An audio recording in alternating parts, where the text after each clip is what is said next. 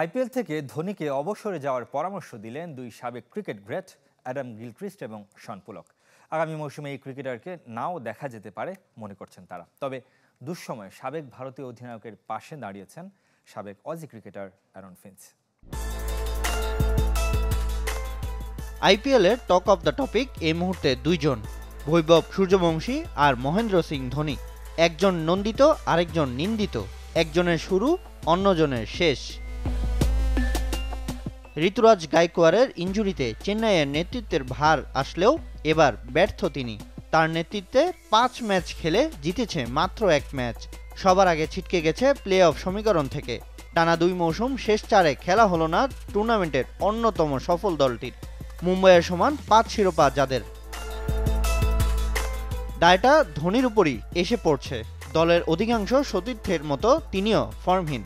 10 ম্যাচে করেছেন 151 রান। তাই এই ক্রিকেট গ্রেটের শেষ দেখে ফেলেছেন অ্যাডাম গিলক্রিস্ট, শন পলকের মতো সাবেকরা। ধোনির আর আইপিএল খেলা উচিত নয়, কারণ তার প্রমাণ করার কিছু নেই। আমার মনে হয় পরের বছর ওকে দেখব না। আমি তাকে ভালোবাসি, সে চ্যাম্পিয়ন এবং আইকন। ধোনির আর কিছু পাওয়ার নেই, তাই না? সে নিজে কি চায় তার উপর সবকিছু নির্ভর করছে। চেন্নাইয়ে তার সাফল্য এবং প্রভাবের জন্য সিদ্ধান্ত নেওয়ার স্বাধীনতা দেয়া হয়েছে। পরের আসরেও ধোনি থাকলে খুবই অবাক হব।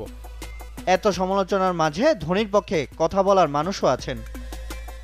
ধোনির বয়স 43। সে সাম্প্রতিক সময়ে খুব বেশি ক্রিকেট খেলেনি, শুধু আইপিএলে নেমেছে। কিন্তু যতক্ষণ সে মাঠে থাকে ততক্ষণই জাদুকরি। যখন ড্রেসিং রুম থেকে বের হয় কিংবা ব্যাট করতে নামে, তখন যে সমর্থন পায় তা অবিশ্বাস্য। যদি পারো যতদিন সে খেলবে উপভোগ করো। ঘরের মাঠে পাঞ্জাবের কাছে হারের পর মাঠেই চেন্নাইয়ের প্রধান নির্বাহী কাশী বিশ্বনাথের সঙ্গে কথা বলতে দেখা যায় ধোনিকে।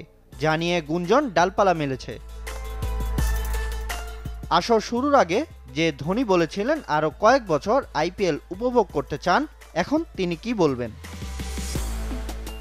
সামিন ইয়াসার, চ্যানেল 24।